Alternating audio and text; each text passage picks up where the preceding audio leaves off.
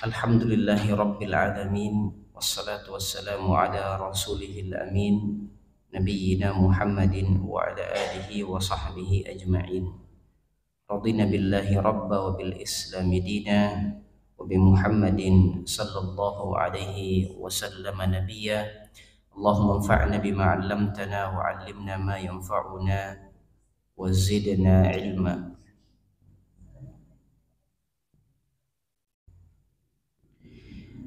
Alhamdulillah ibu-ibu sekalian yang mengharapkan kasih sayang Allah Subhanahu wa taala, di waktu duha yang mulia ini di bulan Sya'ban 1445 Hijriah, kita bersyukur alhamdulillah kembali dipertemukan di majelis ilmu, mencoba menyegarkan kembali beberapa pelajaran dari bab Thaharah, pembelajaran fiqh dalam kitab Umdatul Ahkam, salah satu kitab yang menyusun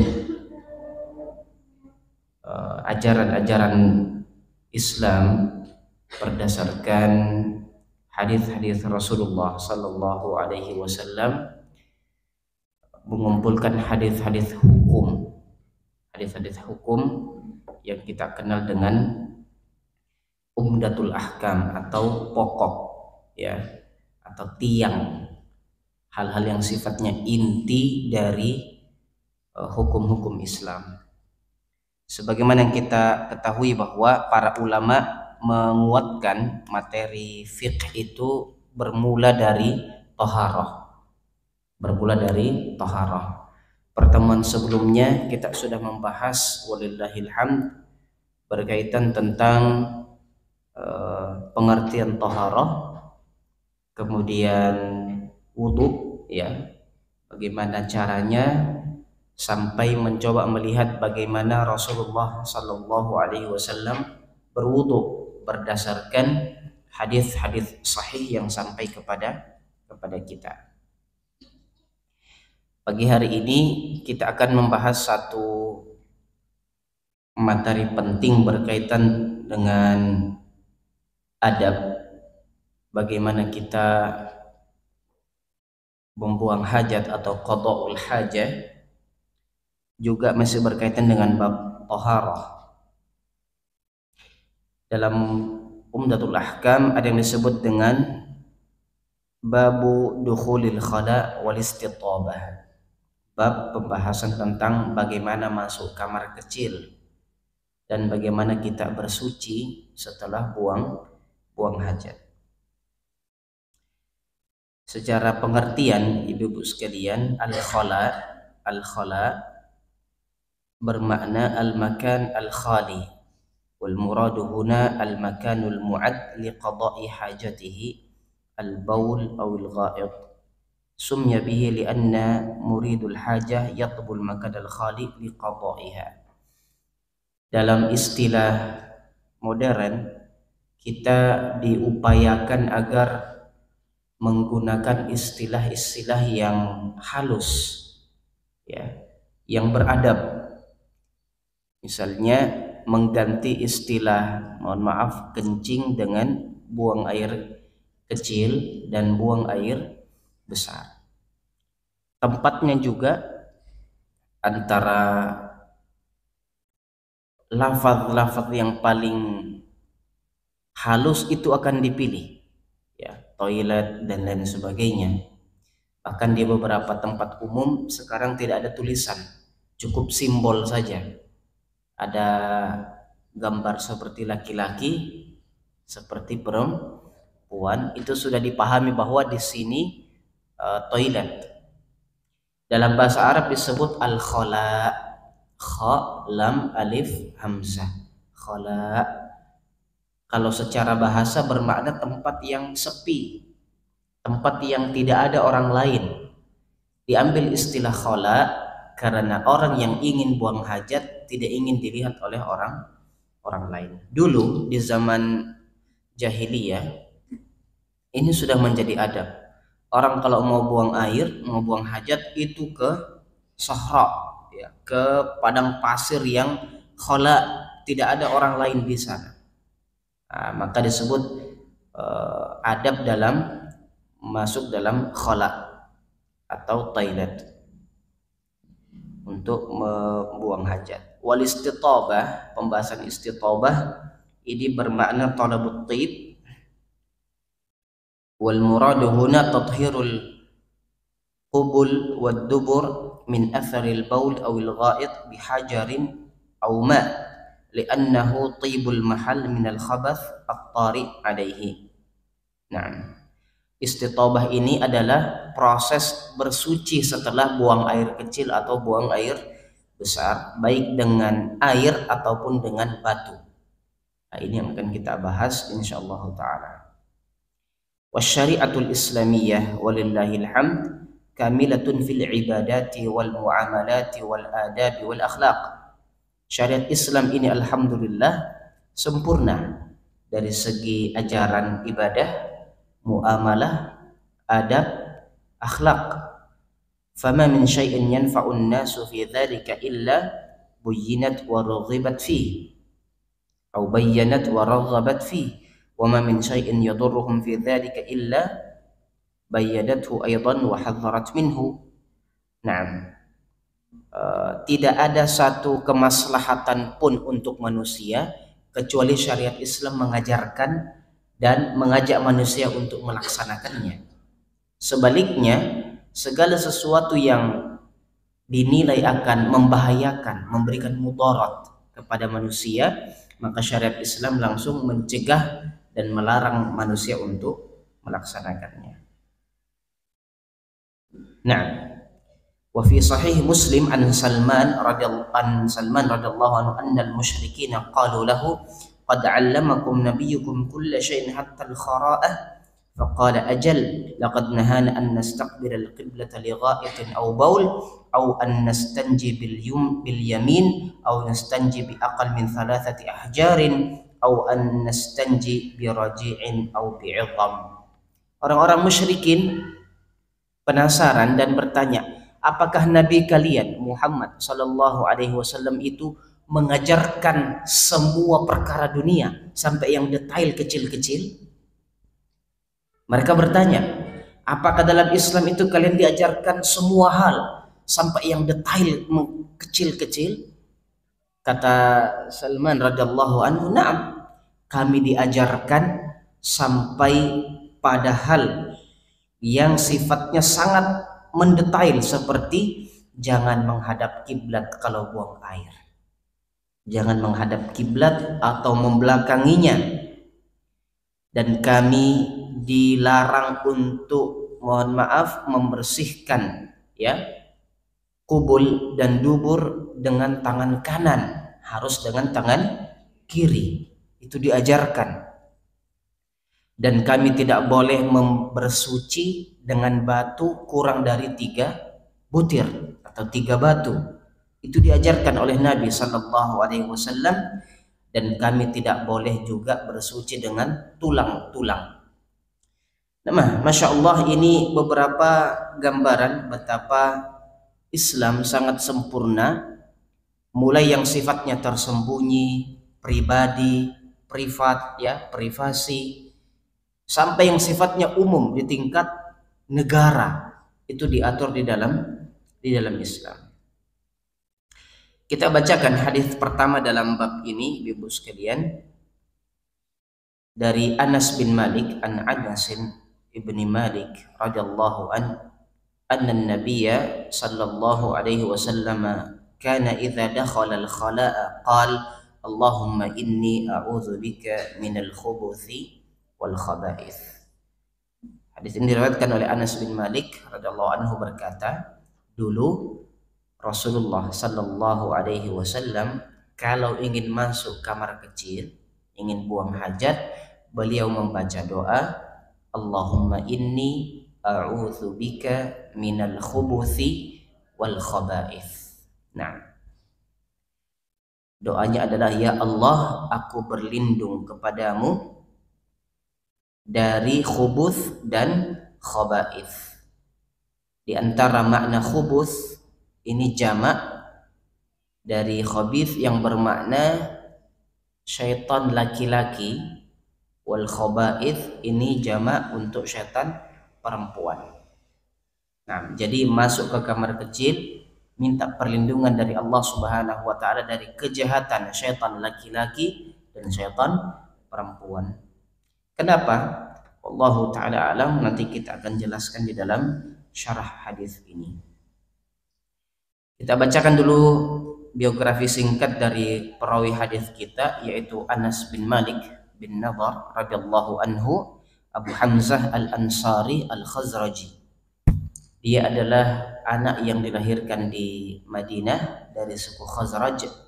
Kita dengar ada Aus, ada Khazraj di Madinah. Atat bihi ummuhu Ummu Sulaim wa lahu 10 sinin hina qadima an-nabiy sallallahu alaihi wasallam al-Madinah. Faqala ya Rasulullah, hadha Anas ghulamun yakhdumuk. Ibunya datang membawa Anas bin Malik, waktu itu usianya 10 tahun. Kelas berapa itu, Bu? Kalau kelas 1 7 ya? Ya. Kelas 4 kurang lebih ya. Kelas 3 kelas 4 SD dibawa ke Rasulullah SAW oleh umminya. Ibunya mengatakan, ya Rasulullah, ini Anas anakku, anak kecil yang akan membantu urusan rumah tangga.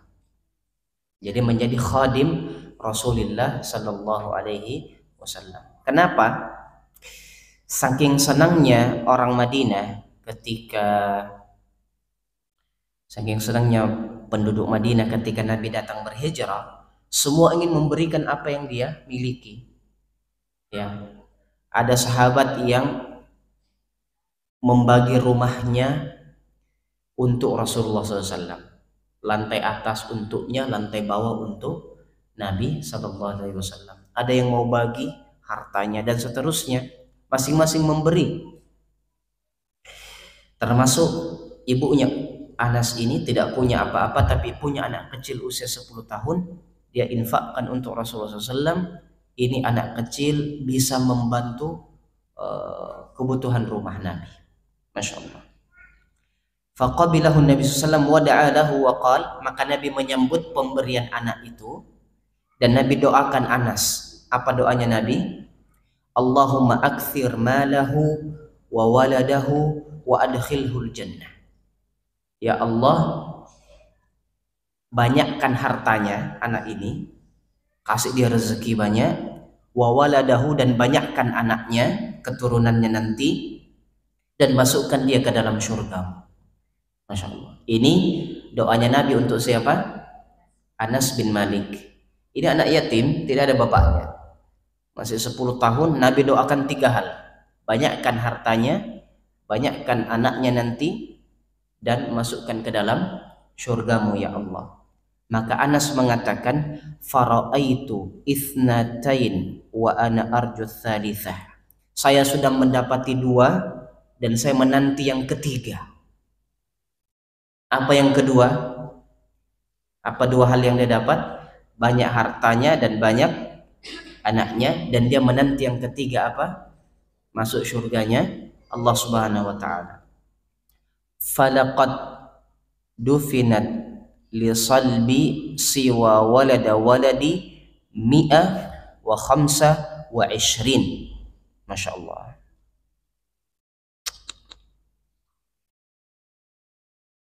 Mi'ah wa khamsa wa ishrin. Mi'ah itu 100, khamsa wa ishrin itu 25. 125 anak keturunannya. Masya Allah. Dan beberapa diantaranya itu sudah dikuburkan sebelum Anas meninggal dunia. Wa in urdi latuthmir fis sanah marratain wa inna ardi latuthmir fis sanah marratain wa baqiya khadiman li Nabi sallallahu alaihi wasallam 10 sinin. Dia punya kebun di Madinah, 1 tahun itu panennya 2 kali. Kurma panennya berapa? 2 kali dalam satu tahun. Masya Allah. Wa baqiya khadiman lin Nabi sallallahu alaihi wasallam 10 sinin hatta tufiya wa aqama ba'dahu fil Madinah thumma nazala al-Basrah wa mata fiha sanah 93. tinggal di rumah Nabi selama 10 tahun, sejak Nabi datang sampai Nabi meninggal dunia, ya 10 tahun membantu Rasulullah SAW. Jadi dari usia 10 tahun sampai usia 20 tahun. Kenapa Anas meriwayatkan hadis doa masuk WC, doa masuk toilet? Karena melihat Nabi masuk toilet di rumahnya. Jadi banyak hadis-hadis, banyak sunnah-sunnah yang ada di dalam rumah itu diperhatikan oleh Anas bin Malik. Kemudian setelah Nabi SAW meninggal dunia, beliau pergi ke Basrah. Basrah ini satu kota di Irak, dan meninggal dunia di sana tahun 93 Hijriah. Nah, panjang umurnya, Masya Allah. Maudu'ul hadis, bayan ma yuqal inda dukhuli al-khala. Apa yang harus kita baca ketika kita mau masuk kamar kecil, masuk toilet, masuk kamar mandi. Ini sunnah tapi terkadang terlupa. Maka kita coba segarkan dalam majelis kita. Anak-anak khususnya, ya, kita termasuk memberikan contoh dan memberikan tarbiyah kepada anak-anak kita. Kalau ndak kebelet bisa insya Allah, tapi kalau kebelet, ya mohon maaf, akramakumullah, di sini nampak bisakah kita melaksanakan sunnah ini, baca doa Allahumma inni a'udzubika minal khubuthi wal khaba'ith. Nah, dia pendek dan mudah dihafalkan. Coba diikuti, Allahumma inni a'udzubika minal khubuthi wal khaba'ith. Nah, jadi ya Allah, aku berlindung kepadamu dari kejahatan syaitan laki-laki dan syaitan perempuan. Nah, di antara penjelasan dari hadis ini adalah al-amakin al-mu'addah liqada'il hajah amakin khabithah. Tempat-tempat yang dikhususkan untuk buang hajat adalah tempat-tempat yang buruk, tempat-tempat yang jorok, yang buruk. Sebersih apapun dia tempat yang tidak baik, dia tempat yang tidak baik. Fahiya ma'wa asyayatin li'annahum khubuth ya'lafuna al-khabith. Karena syaitan ini khubuth, jelek, jorok, ya, maka mereka akan berada di tempat yang jorok juga. Sebagaimana Allah katakan al-khabithuna lil khabithat. Jadi wal khabithuna lil khabithat. Orang-orang yang jelek, yang buruk, ya, secara akhlak, secara mental, ya, itu secara agama, itu juga akan mendapati atau suka kepada yang jelek-jelek. Fakana minal munasib an yaljal insan ila Allah Ta'ala inda dukhulil khala wa yas'aluhu al-ismata minasyayatin dzukranahum wa inathahum. Maka hendaknya seorang muslim ketika akan mendatangi tempat markasnya syaitan itu minta perlindungan kepada Allah Subhanahu wa taala, baik syaitan laki-laki maupun syaitan perempuan. Dan inilah yang Nabi SAW ajarkan kepada kita lewat Anas bin Malik. Beliau membacakan doa tersebut. Nah, juga menjadi isyarat bahwa tidak boleh berlama-lama kita di dalam kamar mandi.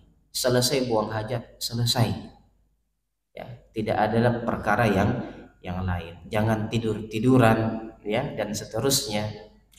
Ada toilet di zaman modern hari ini, Bu, kita tidak bisa bedakan ini kamar atau kamar kecil. Mau dibilang kamar kecil, kamarnya besar, dan tidak ada setetes air pun kering, ya, sirkulasinya bagus, Masya Allah. Bahkan air kerannya bisa diminum, ya, di beberapa hotel itu, di beberapa bangunan seperti itu. Kadang kita masuk, yang mana toiletnya? Ini sudah, semua ini. Semewah apapun dia, berapapun anggaran dibangunnya itu, dia tempat yang khabith. Kenapa? Tempatnya syaitan di situ. Maka setiap masuk harus membaca doa Allahumma inni a'udzubika minal khubuthi wal khaba'ith. Nah, kita upayakan agar doa ini selalu kita baca, ya, karena ini manfaat dari belajar adalah terpraktekkannya sunnah-sunnah Rasulullah Sallallahu Alaihi Wasallam. Nah, dan ajarkan kepada anak-anak kita. Hadis yang kedua dari Abu Ayyub Al-Ansari, an Abi Ayyub Al-Ansari radhiyallahu an, qala Rasulullah sallallahu alaihi wasallam, idza ataitumul ghaita fala tastaqbilul qiblata bighaitin wala baulin wala tastadbiruha walakin syarriqu aw gharribu. Qala Abu Ayyub faqadimna asy-Syama fawajadna marahid qad buniyat nahwal Ka'bah fananharifu anha wa nastaghfirullah azza wa jalla. Nah, dari Abu Ayyub Al-Ansari, nanti kita baca terjemahannya, biografinya. Beliau mengatakan Rasulullah sallallahu alaihi wasallam bersabda, kalau kalian masuk ke kamar kecil, ke toilet, maka janganlah kalian menghadap kiblat ketika buang hajat dan jangan membelakangi kiblat, tapi menghadaplah ke arah timur atau ke arah barat. Hadis ini karena posisi Madinah berada di utara. Kalau kita lihat peta nanti, Makkah di atasnya ada Madinah. Jadi kata Nabi SAW, arahkan ke timur atau ke barat, karena kiblat kalau dari Madinah itu mengarah ke selatan, mengarah ke selatan. Tapi kalau kita di Indonesia, toilet kita diarahkan ke utara atau ke selatan, jangan ke timur dan jangan ke barat, karena dia akan menghadap ke Ka'bah. Nah, Abu Ayyub mengatakan radhiyallahu anhu, kami datang ke negeri Syam, kami melihat marahid, kloset tempat buang hajat itu diarahkan ke arah Ka'bah. Maka ketika buang hajat kami tidak mengikuti kloset tersebut, kami berbelok arah dan kami minta ampun kepada Allah Subhanahu wa ta'ala. Nah, ini juga Ibu sekalian, banyak pelajaran yang bisa kita dapatkan dalam hadis ini. Kita bacakan dulu terjemah dari sahabat yang mulia tadi. Abu Ayyub Al-Ansari adalah Khalid bin Zaid Al-Ansari An-Najjari radhiyallahu anhu, syahid al-Aqabah, sahabat Nabi yang dari Madinah datang ke perjanjian Aqabah. Kita kenal dalam pelajaran sirah Nabawiyah, Nabi di Makkah pernah didatangi dua rombongan dari Madinah yang dikenal dengan Aqabah 1 dan Aqabah 2, yaitu janji setia, persaksian janji setia dari kaum muslimin Ansar untuk masuk ke dalam Islam dan menolong dakwah Nabi sallallahu alaihi wasallam. Wa nazala alaihi Nabi sallam haitsu qadima al-Madinah hatta bana masjidahu wa buyutahu.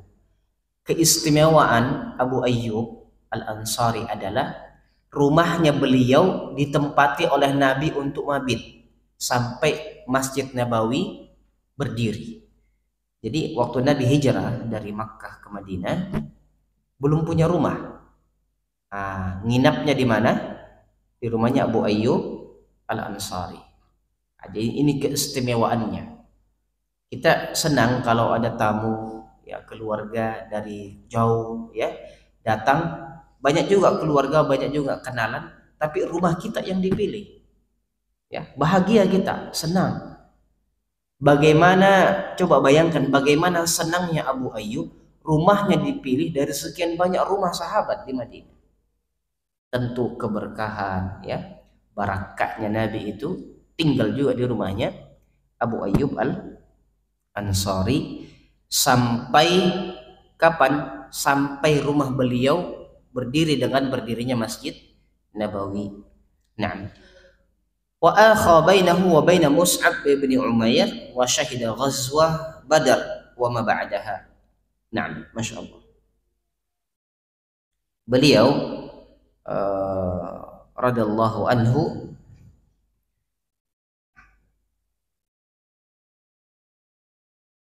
dipersaudarakan dengan Mus'ab bin Umair. Nabi SAW waktu tiba di Madinah mempersaudarakan antara muhajirin dan ansar. Satu orang muhajirin dipersaudarakan dengan orang ansar. Nah, dia ini dipersaudarakan dengan Mus'ab bin Umair, sahabat yang mulia juga, menyaksikan perang Badar, masya Allah, menyaksikan perang Badar. Nah, meninggal dunia pada perang Konstantinia tahun 52 Hijriah. Nah, kalau nanti kita ke Turki, insyaallah taala nanti diperlihatkan makam dari Abu Ayyub Al-Ansari radhiyallahu anhu. Mawdu'ul hadis bayan hikmah istiqbalil qiblah wa istidbariha hala qada'il hajah bi baulin aw ghaid. Larangan untuk kita menghadap atau membelakangi kiblat ketika buang hajat. Ini penting kita praktekkan dalam kehidupan. Ketika kita membangun rumah, ya sudah mendesain toilet, maka diperhatikan klosetnya itu tidak menghadap ke Ka'bah atau tidak membelakangi. Nah, diarahkan klosetnya, tempat buang hajatnya ke arah timur dan barat. Ini penting. Makanya kalau kita membangun, ini perlu diperhatikan, dibicarakan kepada muhandisnya, ya, arsiteknya, dan nanti diperhatikan juga, ya, dipastikan di rumah-rumah kita, insyaallah taala toiletnya itu tidak menghadap ke kiblat atau tidak membelakanginya. Ini penting. Dan kalaupun ada, diupayakan bagaimana caranya agar dia tidak menghadap dan membelakangi kiblat. Karena inilah perintah Rasulullah Sallallahu Alaihi Wasallam. Nah, kan kiblat ke arah sana, ya, maka toiletnya mohon maaf tidak boleh menghadap seperti ini atau tidak boleh seperti ini. Posisinya begini atau begini, ke arah utara dan selatan. Nah, kenapa jamaah sekalian? Di antara penjelasannya adalah karena Ka'bah ini mu'azzamah, musyarrafah. Namanya Al-Ka'bah Al-Musyarrafah. Ka'bah yang dimuliakan. Ka'bah yang dimuliakan. Kenapa? Baitullah. Semua yang ada kaitannya dengan Allah, dia mulia. Kitabullah, Al-Quran, mulia. Baitullah, Ka'bah, mulia. Masjid, buyutullah, mulia. Maka tidak pantas yang mulia ini, yang agung ini, yang derajatnya tinggi ini dihinakan dengan, mohon maaf, orang-orang yang membuang hajat. Nah, berarti ada ikatan antara kita dengan Ka'bah. Walihada aujaballahu 'alal muslimin istiqbalaha fi akmali halatihim, halatis salah allati hiya silatun bainahum wa bainah. Wa nazahahum an takuna qiblatan lahum hala bauluhum aw ghaid aw an takuna khalfahum ta'ziman laha wa ihtiraman. Nah, luar biasa. Yang diinginkan dalam Islam adalah tidak ada yang membatasi antara kita dengan kiblat itu perkara-perkara yang kotor. Tidak ada yang membatasi antara kita dengan Ka'bah perkara-perkara yang kotor, termasuk ketika kita membuang hajat. Nah, ini penting untuk diperhatikan. Wa ma huwa Abu Ayyub Al-Ansari yuhaddits 'an Nabi sallam annahu naha ummatahu an istiqbalil qiblah aw istidbariha halal bawl ghaid lama tunabbi anhu hadhihi suwar min naqsin fi ta'zimiha thumma yurshidu sallallahu alaihi wasallam ahlal Madinah wa man ashbahum ila an yattajihu nahwa al-masyriq aw al-maghrib litakuna al-qiblah an aymanihim wa an shama'ilihim. Nah, ini yang dijelaskan juga oleh Abu Ayyub Al-Ansari berkaitan dengan Nabi SAW memerintahkan, ada petunjuk. Caranya adalah kalau penduduk Madinah dan orang-orang yang di sekitarnya arahkan ke arah timur dan ke arah barat. Nah, supaya tidak menghadap ke selatan atau ke utara, arah Ka'bah. Dan ketika mereka membuka negeri Syam ini dipenuhi dengan ahlul kitab sebelumnya, Yahudi, Nasrani, ya, itu sudah memang tinggal di negeri Syam. Ya, sekarang itu negeri Lebanon, Syria, Palestina, ya. Makanya sampai hari ini masih ada orang-orang Nasrani di sana, orang-orang Yahudi. Ketika Islam membuka negeri Syam, Abu Ayyub dan para sahabat mendapati mereka menyengaja menghadapkan toilet itu ke arah Ka'bah. Jadi mereka menyengaja mengarahkan toilet itu ke arah Ka'bah sebagai bentuk istihza, ya, penghinaan kepada Baitullah wal iyadzu billah. Nah,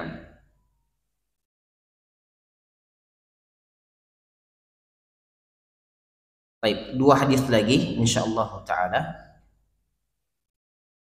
Hadis ketiga berkaitan dengan adab ini diriwayatkan oleh Abdullah ibni Umar radhiyallahu anhuma qala raqitu yawman ala baiti Hafsah fara'aitu an-nabiyya sallallahu alaihi wasallam yaqdi hajatahu mustaqbil asy-Syam mustadbir al-Ka'bah wa fi riwayah mustaqbilan Baital Maqdis. Naam. Dari Abdullah bin Umar radhiyallahu an berkata bahwasanya dia pernah naik ke rumahnya Hafsah. Ya, rumahnya Hafsah, istri Nabi sallallahu alaihi wasallam. Maka dia lihat Nabi sallallahu alaihi wasallam, tidak sengaja melihat Nabi sallallahu alaihi wasallam buang hajat ke arah Syam dan membelakangi Ka'bah. Wa fi riwayah mustaqbilan Baitul Maqdis. Dalam riwayat beliau menghadap ke arah Baitul Maqdis. Nah, apa hikmah dari hadis ini, Ibu sekalian?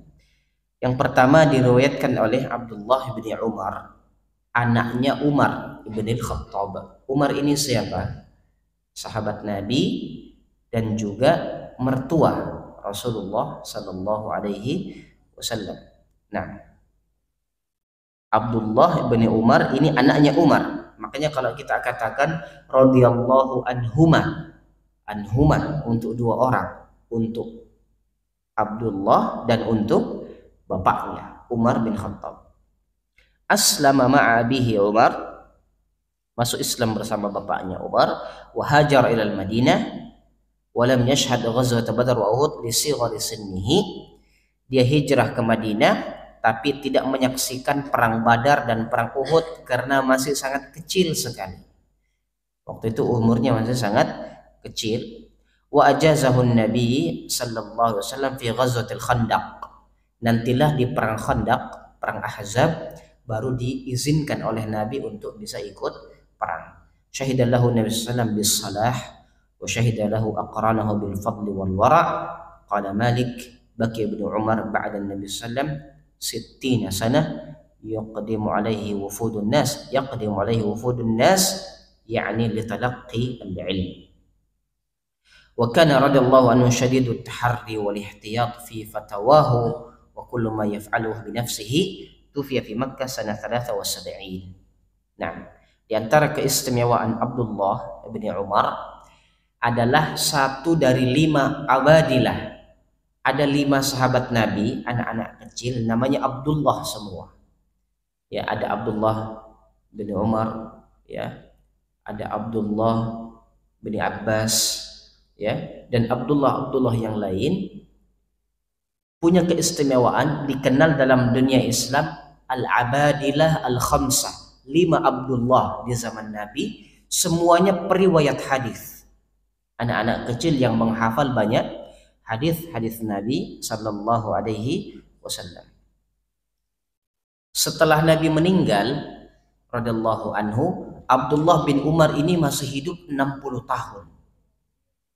Jadi ketika Nabi meninggal, umurnya Abdullah itu masih hidup selama 60 tahun, dan selama 60 tahun itu manusia banyak datang ke Madinah untuk belajar hadis dari Abdullah bin Umar. Jadi ini guru ya yang banyak meriwayatkan hadis.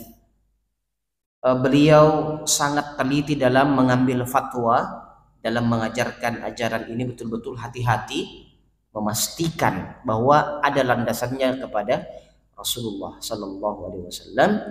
Beliau wafat di Makkah Al-Mukarramah tahun 73 tahun 73 Hijriah. Nah, Hafsah yang tadi disebutkan bintu Umar adalah anaknya Umar radhiyallahu anhu. Nah, berarti saudarinya, ya kan? Saudarinya. Siapa? Abdullah bin Umar. Ini Hafsah bintu Umar, kakaknya. Syaqiqatu Abdullah, kakak perempuannya siapa? Abdullah. Tazawwajaha Nabi sallallahu alaihi wasallam sanah thalathah minal hijrah. Nabi SAW menikahi Hafsah, kakaknya Abdullah, anaknya Umar, ya, tahun ketiga Hijriyah. Ba'da mauti zawjiha min jarahati usiba bihi yaum Uhud. Nah, seorang janda, jadi Hafsah ini janda, dinikahi Nabi SAW ketika suaminya meninggal dunia syahid di perang Uhud. Di perang Uhud.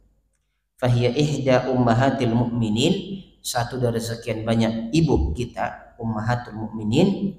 Wa kana dzatu ra'yin wa fadl wallaha Umar ala waqfihi fi Khaybar, tufiyat fi Jumadal ula sana ihda wa arba'in, meninggal dunia tahun 41 Hijriah.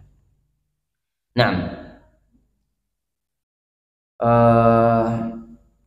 hukum yang kita bisa pelajari dari hadis tadi adalah penjelasan tentang hukum membelakangi Ka'bah dalam toilet di dalam rumah, dalam bangunan yang ada pembatasnya. Hadis ini menceritakan tentang anak kecil bernama Abdullah bin Umar pernah naik ke rumahnya Hafsah, rumahnya Nabi SAW, rumah kakak perempuannya, tidak sengaja melihat Nabi buang hajat. Tidak sengaja melihat Nabi buang hajat. Ini manusiawi, terkadang baik yang buang hajat atau yang melihat tidak sengaja. Tapi ada hikmahnya. Hikmah yang didapat dari pelajaran adalah, ini anak kecil memperhatikan ya, sebelumnya ada larangan buang hajat membelakangi Ka'bah atau menghadap Ka'bah. Tapi di dalam rumah Nabi mengarah ke negeri Syam membelakangi Ka'bah. Kalau menghadap Syam berarti mengarah ke utara. Berarti Makkah berada di selatan. Nah, Nabi membelakangi Ka'bah. Nah, apa pelajarannya? Yukhbiru Abdullah ya, bahwa ketika melihat hal tersebut, raddan ala man qalu innahu la yastaqbilu baital maqdis hala qadai hajah, wa min thamma atal muallif bi riwayat thaniyah mustaqbil baital maqdis. Ada penjelasan bahwa jawazus su'ud ala baitil qarib wa nahwihi idza lam ya'lam indahu ridha inda adam lam ya'lam adam ridahu bidzalik. Nah, penjelasan bahwa boleh kita naik ke rumah kerabat kita. Jadi mau memperbaiki gentengnya atau mau apa, ya, dibolehkan naik, asal jangan naik rumahnya orang lain tanpa izin. Siapa Abdullah? Saudaranya Hafsah, ya kan? Nah, iparnya Rasulullah Sallallahu Alaihi Wasallam, dan posisinya masih kecil ketika naik ke atap rumah. Ya, tapi kalau rumah tetangga izin dulu, ya, tidak boleh asal lompat-lompat, ya, apalagi jadi ninja, lompat sana lompat sini, tidak boleh. Tapi kalau rumah kerabat dibolehkan. Al-kinayah amma yastahi an dzikrihi bi lafzin akhar. Jawaz istidbaril qiblah hala qada'il hajah fil bunyan. Jawaz istiqbal Baitul Maqdis hala qada'i al-hajah. Di antara Yang dibolehkan adalah kalau larangan tadi itu bersifat khala. Apa itu khala? Dulu belum ada bangunan toilet yang sifatnya paten. Jadi orang kalau mau buang air kecil seperti kami jelaskan tadi, pergi dulu ke tempat yang jauh, tidak dilihat di padang pasir, tidak dilihat orang. Nah, ketika tidak ada pembatas, dipastikan jangan kita menghadap ke Ka'bah, ke kiblat. Yang kedua, ada keringanan. Kalau toilet itu berada di dalam rumah, di dalam bangunan, dibolehkan, ya, dibolehkan, bukan diperintahkan. Untuk membelakangi, tidak menghadap. Boleh membelakangi tapi tidak menghadap. Nah, sebagaimana yang Nabi SAW jelaskan. Atau dalam riwayat yang lain diperbolehkan menghadap ke Baitul Maqdis, ke arah utara. Nah, bagaimana kita merangkum dua hadis ini? Hadis yang kedua tadi melarang, hadis yang ketiga membolehkan. Sabaqa fi hadis Abi Ayyub annan nahyi an istiqbalil qiblah wastidbariha hal qada'il hajah am fil fada' wal bunyan. Di hadis Abu Ayyub Al-Ansari itu larangan mutlak, ya, baik di tempat yang terbuka ataupun di dalam gedung.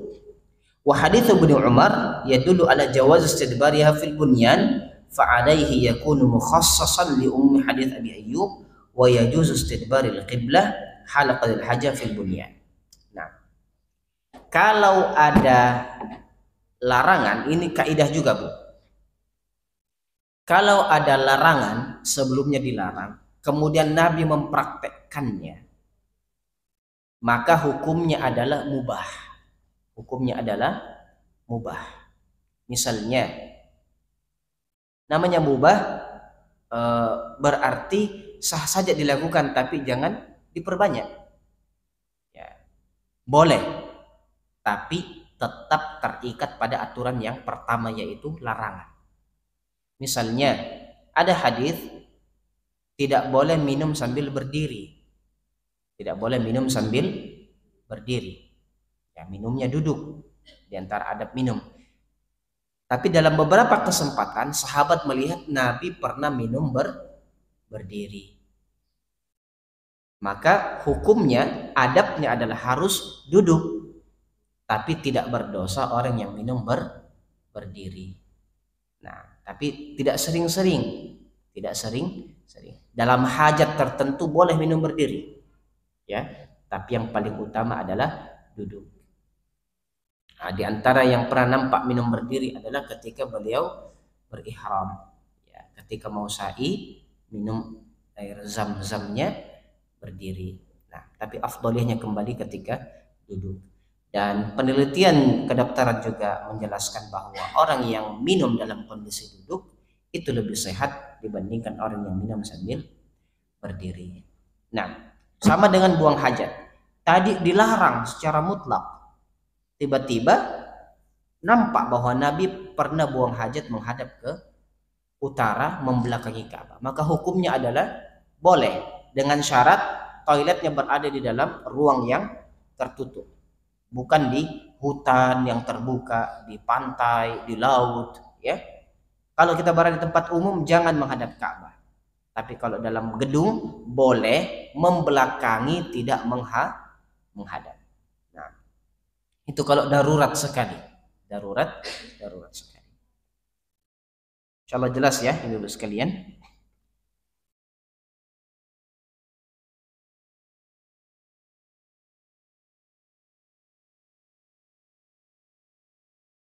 Nah,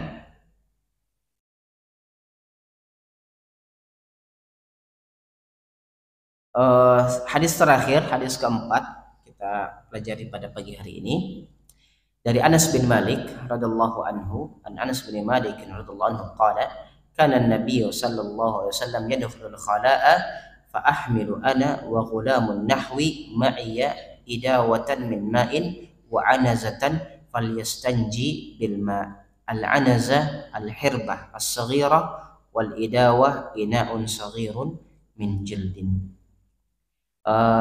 Anas bin Malik sudah kita bacakan biografinya tadi. Beliau menceritakan bahwa dulu Nabi SAW kalau mau buang air, ya pergi ke padang pasir, ahmilu ana wa ghulamun nahwi ma'i idawatan min ma'in wa anazatan fayastanji bil ma'. Kalau Nabi mau buang air, saya dengan teman sama-sama anak kecil itu membantu Nabi untuk angkat air.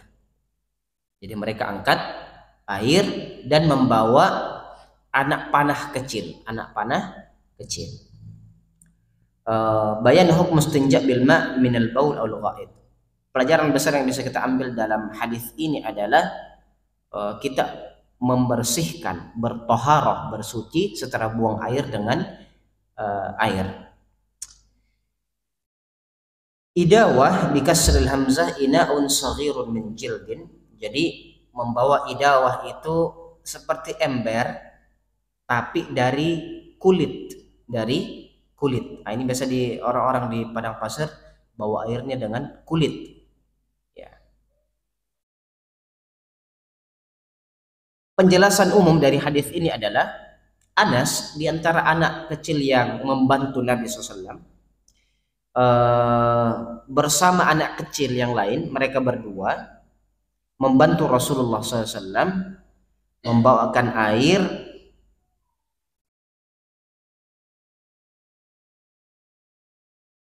untuk Nabi Shallallahu Alaihi Wasallam bersuci.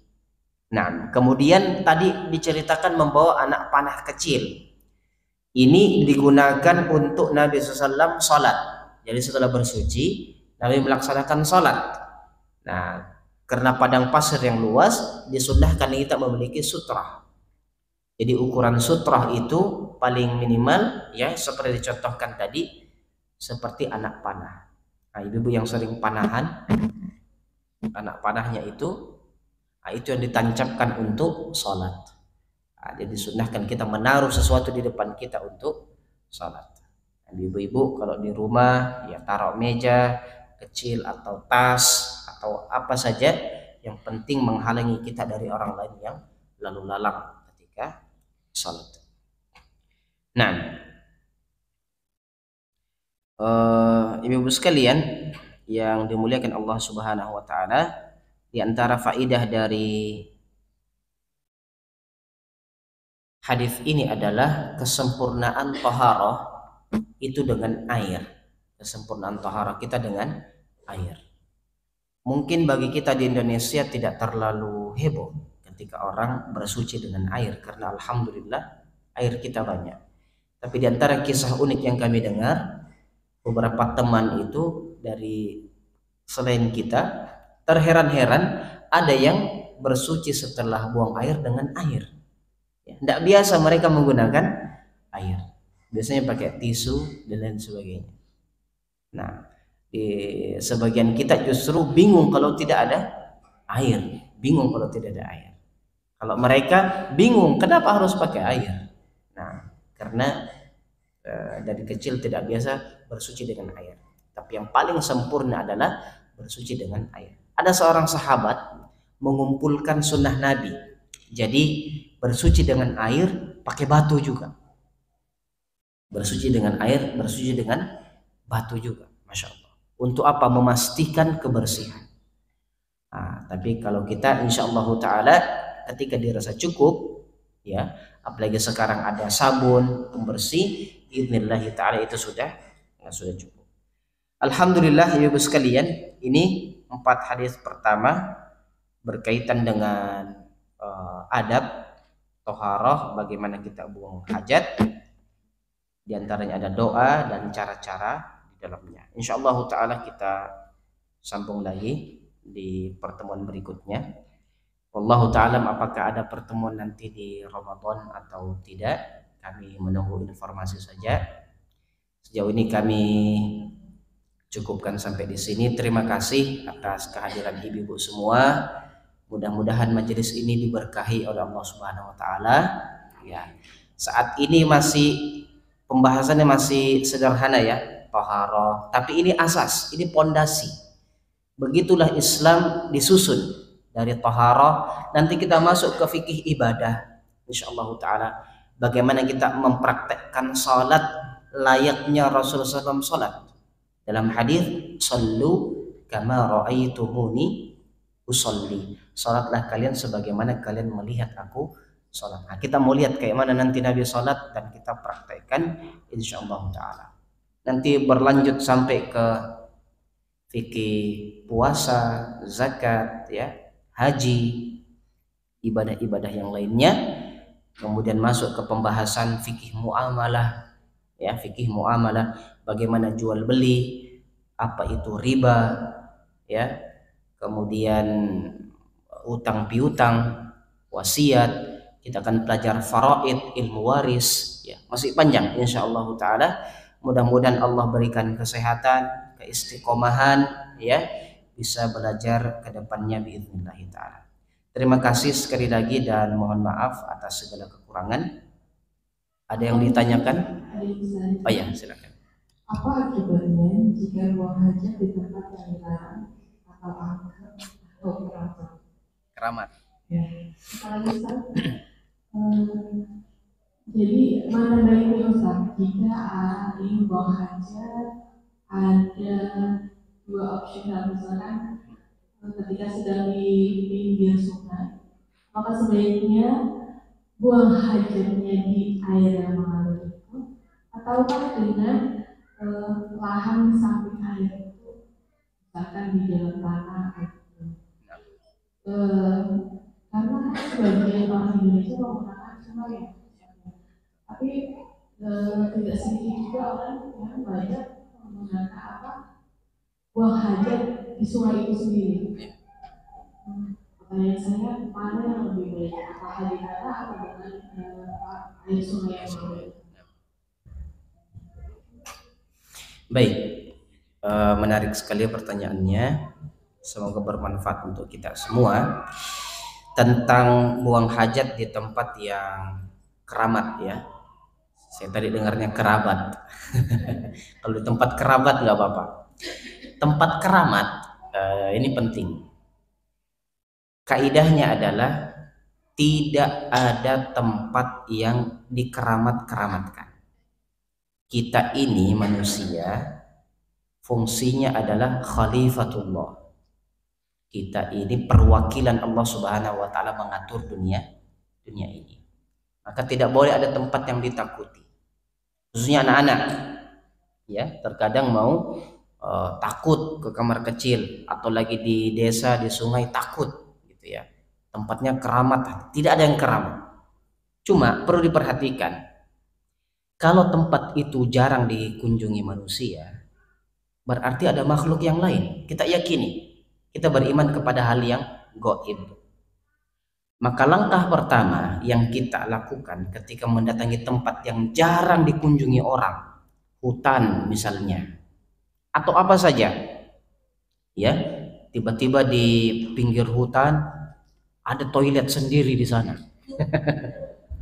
Seperti saya bulan lalu ke Papua Barat di Manokwari, dari Manokwari ke Bintuni sekitar 8 jam naik mobil, 7 jam 8 jam.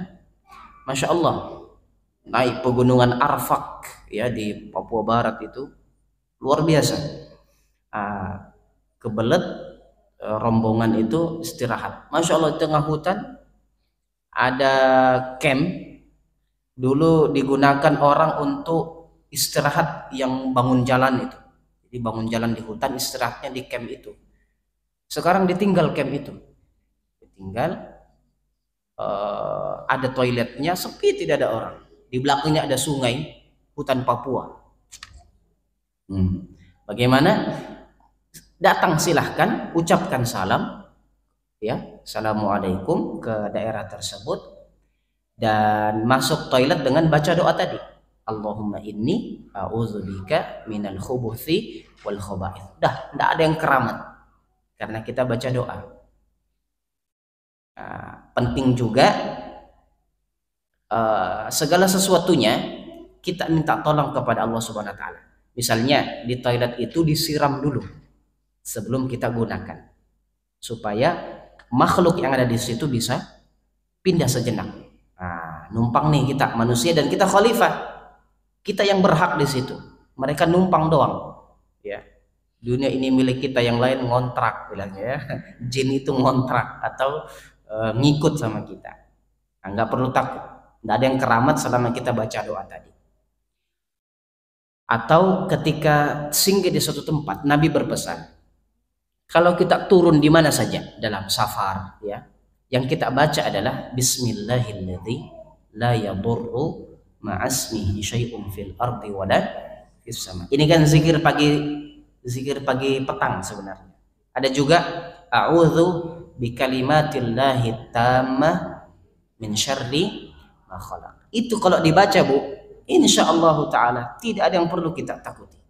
Sekeramat apapun dia, kalau wirid ini kita baca insyaallah taala tuntas. Hanya saja diperhatikan, kalau tempat tersebut jarang dikunjungi orang, ya, maka kita tabe-tabe istilahnya.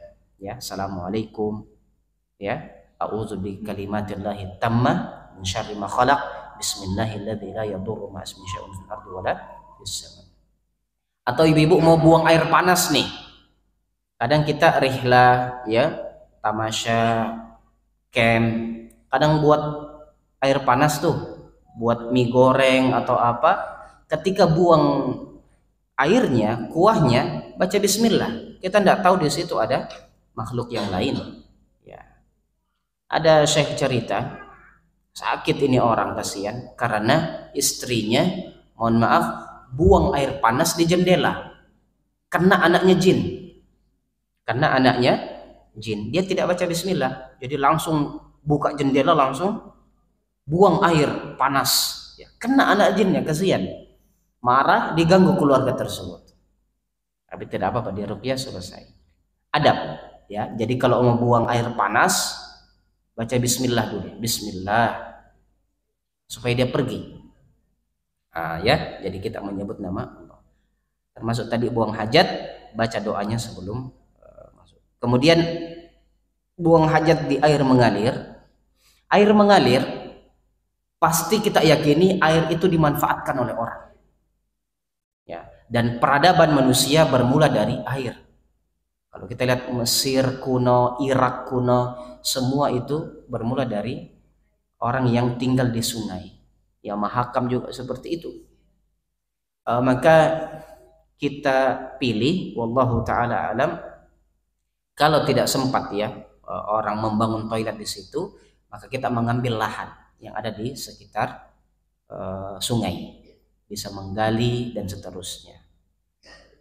Ini lebih utama insyaallah taala dibandingkan kita memang simple menyelam sambil buang air, itu simple sekali, ya, atau jongkok di pinggir sungai. Tapi kasihan saudara-saudara kita yang ada di bawah.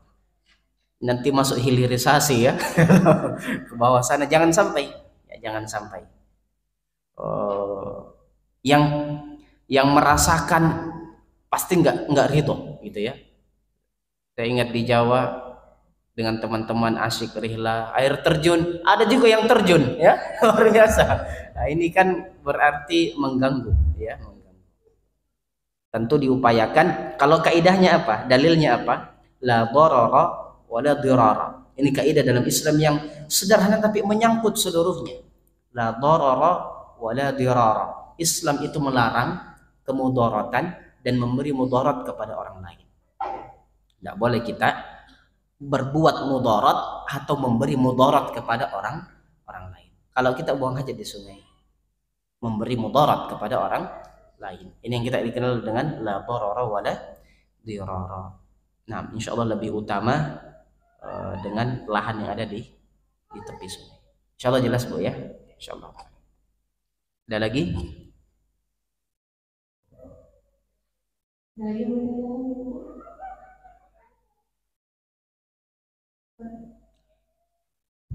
Cukup, ya. Insyaallah. Baik, Ibu sekalian, terima kasih atas waktu yang diberikan.